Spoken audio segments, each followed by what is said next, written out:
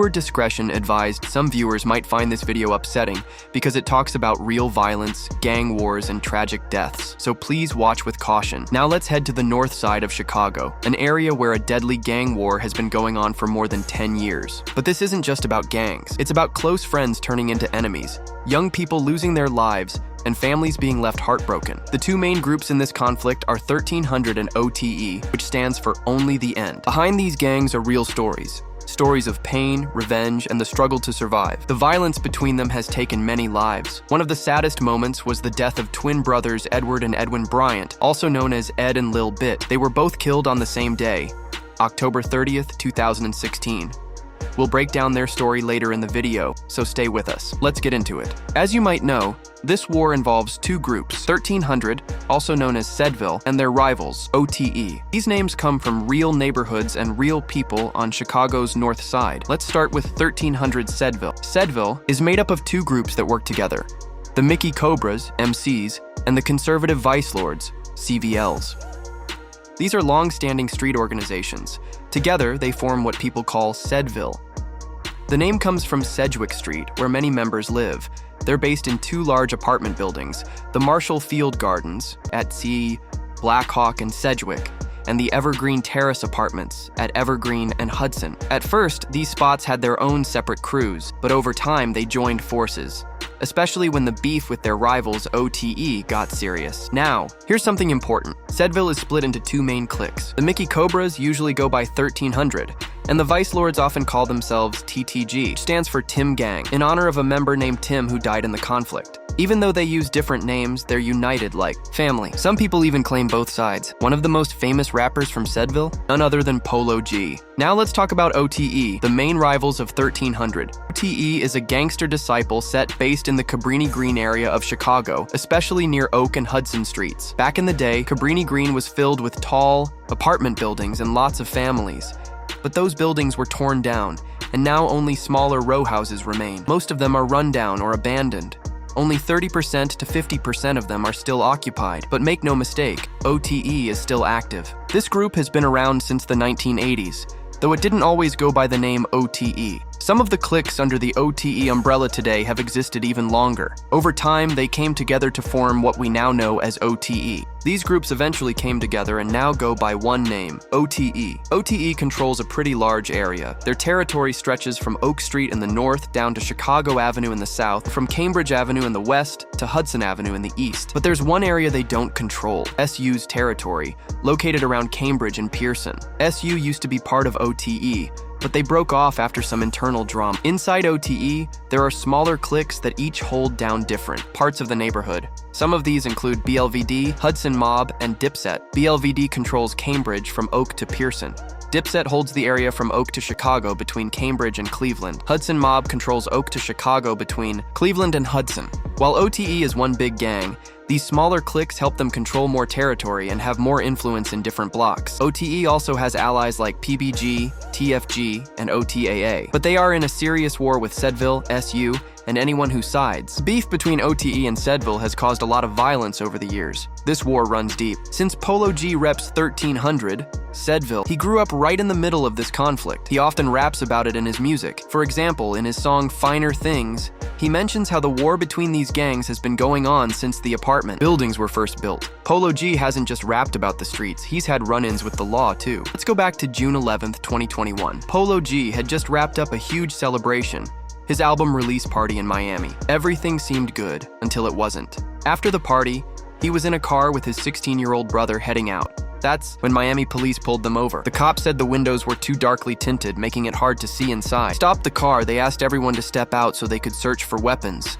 They said someone in the car mentioned it was bulletproof, which raised red flags. At first, Polo G didn't want to get out. Instead, he FaceTimed his mom, but things escalated. The police say he struggled with an officer trying to handcuff him and even hit the cop during the scuffle. As a result, Polo G was arrested and hit with several charges: battery on a police officer, threatening a public servant, resisting an officer without violence, criminal mischief. This was Polo G's first major run-in with the law, and it made headlines across the country. He was later released on bond. After that, Polo G tweeted about the situation, saying Polo G went on Twitter after his arrest and said the police had been watching them since they got off their private jet. He tweeted again, saying the cops in Miami were playing dirty and that it had been like that for a while. But that wasn't the end of his legal troubles. Polo G and his two brothers got into more serious issues when they were arrested again, this time at Polo G's mansion. Police were investigating a robbery and decided to search his house and car for evidence. During the search, they found an illegal weapon, a short-barreled rifle, which is banned. Because of that, Polo G was hit with an extra charge for having that gun. Later, Polo G and his brothers were arrested again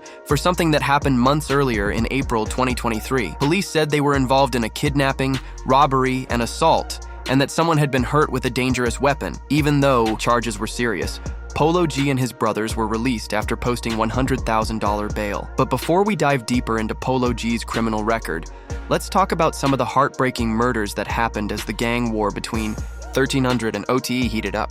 One of the saddest was the death of Tyshawn Blandon, also known as Thana, from 1300. According to reports, Thana was just trying to do something simple and kind.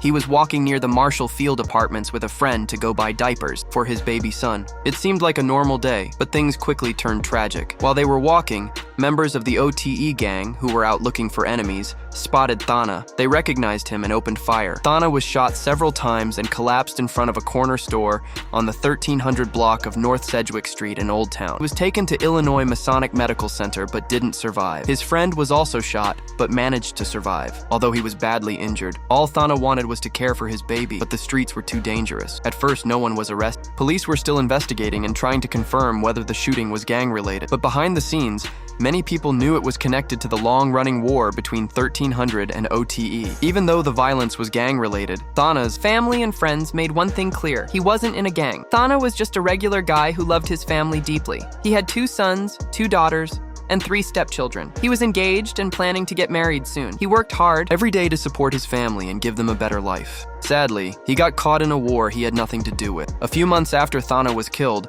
someone from the OTE gang named 50 was also shot and killed. People in the neighborhood started talking, and rumors spread quickly. Some said his death wasn't just about gang beef.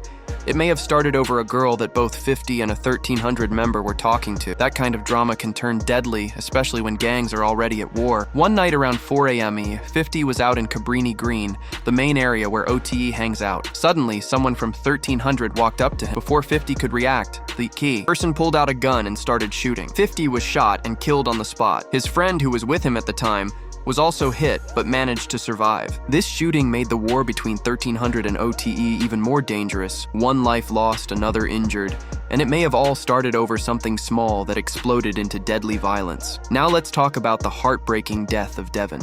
Shaw Lofton, also known as Tim or Timuchi Gucci. Tim was one of the most loved members of the 1300 gang. But before the streets, he had a completely different life. He was an incredibly talented gymnast. He was even part of the famous Jesse White tumbling team, performing flips and tricks at big events. Tim was athletic, kind, and respected by many in his neighborhood. Everyone in 1300 looked up to him. But on September 18th, 2014, things took a tragic turn. Earlier that day, Tim had reportedly gotten into a fight with a member of the OTE gang named Quinton Evans, also known as Q-Ball. Tim beat him up. Later that same day, while Tim was walking through his neighborhood, Q-Ball rode up on a bike. When he got close, Q-Ball pulled out a gun and shot Tim right there on the street. Sadly, Tim didn't survive the shooting. He died from his injuries. Q-Ball was later arrested for the murder. Tim's death was a huge loss for 1300. He wasn't just a gang member. He was a friend, a brother, and someone everyone loved. To honor him, the group started calling themselves Tim Gang, or TTG, keeping his memory alive. Even rapper Polo G was deeply affected. He was best friends with Tim. In fact, the G in Polo G stands for Gucci, Tim's nickname, as a tribute to him. Coming up, always used to tell my mama go grab that, and then the G stand for Gucci. That's for my friend who passed away. After he passed away, Polo G was never the same. Losing someone so close to you can really mess with your mind and heart, especially when it feels like it happened. Because of gang violence, Polo couldn't understand why someone so kind and talented had to die. He had so many dreams and everyone loved him. It was hard for Polo G to deal with that kind of pain. That really messed up my understanding. I ain't understand how I'm only 15, my homie only 16 years old. You feel me? Died to gunfight. It really messed up my understanding. Things got even worse after Tim's death. People who didn't like him, his enemies, did something really cruel. Not long after he passed away, they made a diss track, a song where they mocked and disrespected Tim's name. They were making fun of his death through music, and it hurt his friends and community deeply. Now let's talk about Killa, another respected member of the 1300 gang. Killa was known for being tough, loyal, and respected in his neighborhood. A lot of people looked up to him. But early one morning, something tragic happened. Around 3:15 a.m., Killa was driving down West Evergreen Avenue when a car pulled up next to him. Inside were members of the rival OTE gang. They started shooting. Killa was hit several times. He lost control of the car and crashed. Even though help arrived quickly and he was taken to Northwestern Memorial Hospital, he didn't make it. Later, police arrested 3 OTE members for his murder. Killa's death was a huge loss for 1300. To keep his memory alive, the group started calling themselves Killima, which stands for a crew that stays strong in honor of Killa. Next is the death of Maris Fleming, also known as Trap, a well-respected member of OTE. His life ended when 1300 went after OTE to get revenge for their fallen members. It happened early in the morning on September 18th, around 4 a.m., near a fast food restaurant on West Division Street in Chicago. 3 members of 1300 were sitting in a car outside the restaurant, just talking and chilling. Trap and another man came out of the restaurant. Some reports say Trap and the other man thought the guys in the car were random people, so they tried to rob them, but it didn't go as planned. One of the 1300 members pulled out a gun and opened fire, whose real name was Marquise Fleming, was shot in the back and rushed to the hospital. Sadly, he died just minutes later at 4:55 a.m. The other man, who was 30 years old, was also shot but survived, though badly injured. After the shooting, the suspect jumped into a black Chevrolet Tahoe and drove off down Clark Street. Later, police released a photo of the suspect wearing a black t-shirt with Chicago sports team logos on it. Now let's talk about one of the most heartbreaking parts of this story: the deaths of twin brothers Edward and Edwin Bryant, also known as Ed and Lil Bit. The twins were only 17 years old and lived in the 1300 block of North Hudson Avenue, an area known for being part of the 1300 or Sedville gang. But Ed and Lil Bit weren't like most people around them. Even though they lived in the neighborhood and had friends and family in the gang, they weren't involved in gang life. They focused on school, sports, and their futures. Both were juniors at Marshall High School in East Garfield Park. Edward was an amazing basketball player. He played for his school team and also for a local youth team called the Chicago Demons. He was so talented that college scouts were already watching him. He had big dreams of making it in basketball. Edwin also used to play basketball but stopped after middle school. Edward and Edwin Bryant, better known as Ed and Lil Bit, were described by friends and family as kind-hearted and full of life. Edwin was quieter and more playful, known for being funny and protective of the people he cared about. Edward, on the other hand, was outgoing, friendly, and loved being around people. Everyone who knew the twins said they were full of dreams. They wanted to grow up, laugh, have fun, and do great things in life. But tragically, their lives were cut short. It happened early on a Sunday morning around 3:15 a.m. Twins were standing outside near their home when a dark-colored car sped by. Suddenly, gunshots rang out. One was hit in the cheek and back, while Edward was shot in the chest and head. Emergency responders rushed them to Northwestern Memorial Hospital, but sadly, both brothers died shortly after arriving. They were born together, and heartbreakingly, they died together. It was a painful loss that shook the entire neighborhood. These were good kids with bright futures, not gang members, just teens trying to live their lives. The tragedy even impacted Polo G, who had close ties to the 1300 neighborhood. He referenced the twins in his music, pouring out his pain in songs like Battle Cry, where he rapped, "Ed was going to make it on that court, but he died in the field." And again, in A King's Nightmare, "Got dreams to make the mean league, late night plans might sabotage it. My homie made the news, he posed to be on ESPN, came and left the same day. RIP to the twins. Doctor said he could make it, but his chances was thin." The loss of the twins only fueled 1300's desire for revenge, and the cycle of violence continued. Next was the death of Stephen Ward, also known as Head from OTE. Stephen was 23 years old, reportedly affiliated with the OTE gang. One day, he was driving an SUV with a 35-year-old woman in the passenger seat. He stopped at a red light at the corner of North Avenue and Harlem Avenue in River Forest, a quiet suburb near Chicago. Suddenly, a silver car, possibly a Buick, pulled up behind them. A man wearing a hoodie got out of that car and walked up to Stephen's SUV. Without warning, the man opened fire. He shot 9 bullets right there in front of a gas station. Stephen was killed instantly, and the woman with him was also hit. But luckily, she survived with non-life-threatening injuries. After the shooting, the SUV, now out of control, rolled into the intersection, creating panic. People nearby ran for cover. It was chaos. The shooter got back into his silver car and sped off heading east. Police said nearby security cameras and traffic cams might have recorded the entire incident. Witnesses were also interviewed. Later, it was rumored that the shooter was a 1300 member and that Stephen was targeted as part of the ongoing gang war, a hit in retaliation for previous. Rapper Polo G, connected to 1300, even referenced Stephen's death in his music, dissing him directly with the line, "But I know one op we seen in traffic caught a headshot, no A, that tried to rob. They cooked him that." The disappearance of O'Shea Royal, aka Ed Dog, from OTE. This next story is one of the saddest and most mysterious. It's about a young man named O'Shea Royal, also known as Ed Dog, from the OTE gang. One night, something strange and terrifying happened. Ed Dog left his home around 10 p.m., planning to return later, but he never came back. The best known location where anyone saw him was near 44th Street and State Street in Chicago. After that, he vanished. Rumors quickly spread. Some said unknown men, possibly affiliated with the 1300 gang, may have kidnapped him. But to this day, no one knows for sure what happened. Ed Dog was never seen or heard from again. Even worse, his case didn't receive much public attention. Very little was done to find him, and his family and friends were left heartbroken, desperate for answers. It was as if he disappeared into thin air, and then things got even worse. Deaths of Co 1300 and Tay 1300. Shortly after Ed Dog's disappearance, the 1300 gang suffered more losses. Two members, Co and Tay, were driving through the 1600 block of North Sedgwick, right in the heart of 1300's territory, when a car pulled up beside them. Gunmen inside opened fire. Co and Tay tried to escape, speeding off in an attempt to find safety, but the shooters didn't stop. They were both hit by bullets, lost control of the car, and crashed. Sadly, they died from their injuries at the scene. The police never arrested anyone for the killings, but on the streets, many believed it was OTE getting revenge for what had happened to Ed Dog. The death of Puda from 1300. Then, in 2020, another tragedy struck. A 15-year-old boy named Puda, affiliated with the 1300 gang, was walking with a friend through an alley near West Superior Street. It was just after the COVID-19 lockdowns, and people were slowly returning to normal life. But out of nowhere, a shooter jumped out and opened fire. Puda's friend was lucky. He escaped. Puda was shot and sadly didn't survive. His death shocked the neighborhood. He was just a kid, and the violence was hitting younger and younger people. Both 1300 and OTE were losing members fast, and entire neighborhoods were turning into war zones. It felt like things couldn't get any worse. But the story wasn't over yet. The rise of Polo G and the loyalty of B Money. By 2021, Polo G was a certified star.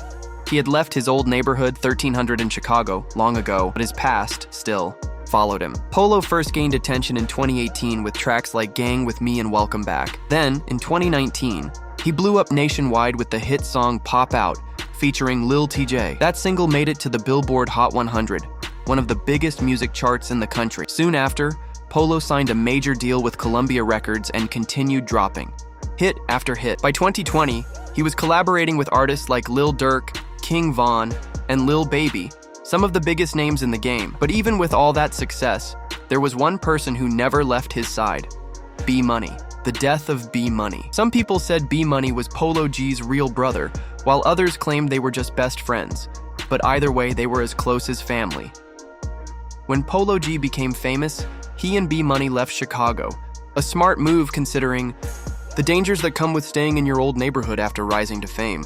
Jealous people or enemies, known as ops, might try to harm you just to make a statement. Unfortunately, many believe that's exactly what led to B Money's tragic death. In August 2021, B Money returned to Chicago to celebrate a friend's birthday. It was supposed to be a joyful reunion with people he grew up with, but that one decision turned out to be fatal.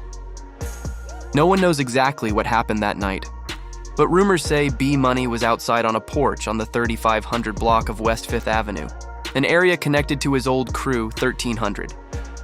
When people from OTE, a rival gang, found out where he was, they got the drop on him. It's believed they pulled up and shot him. At first, people thought he was killed in the 1300 territory, but later it was revealed he didn't even die in the neighborhood. The exact location of the shooting was never made public, and no one was arrested for his murder. Upon hearing the news, Polo G posted a heartbreaking tribute on Instagram. "My little brother man on Gucci, I can't see myself doing this without you. Broski, I'll never meet like you again. One of the realest ice I ever met in my life. You was the heart of the hood. You knew how to make a whole room smile. Couldn't nobody stay mad around you. You was the first you to support me in this and when nobody else did. You heard my first songs, came to my first shows, we was just rocking stages and hopping off jets, broski. Ain't supposed to be like this. Watch over me. I got you. Later, Polo G would also rap about B Money's death in his song No Mask, where he dropped bars like, B Money died, but he was shooting back. He checked from off a leg shot. The death of Spaz, affiliate of OTE. Just 2 days after B Money was killed, some members of 1300 were out for revenge. Tensions between 1300 and OTE were already boiling.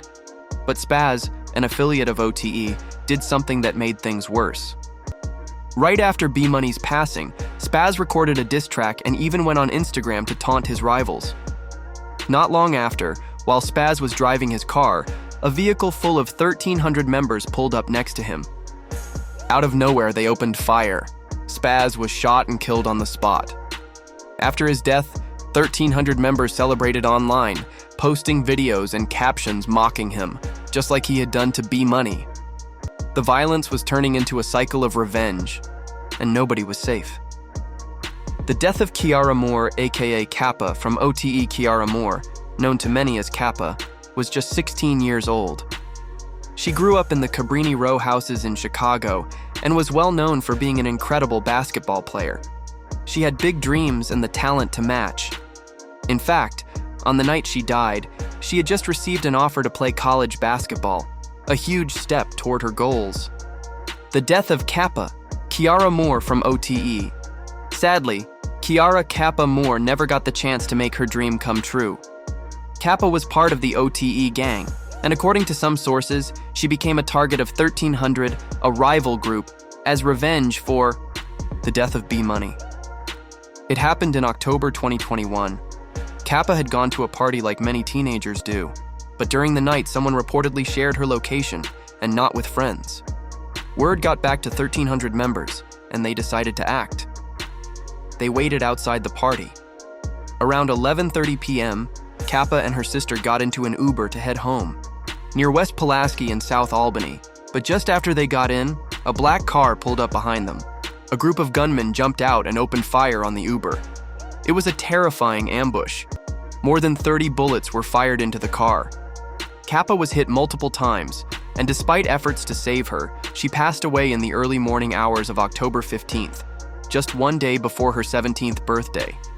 Her sister and the Uber driver were in the car too, but they survived physically unharmed. This tragic moment left her family, friends, and the community devastated. The death of Turtle, member of 1300.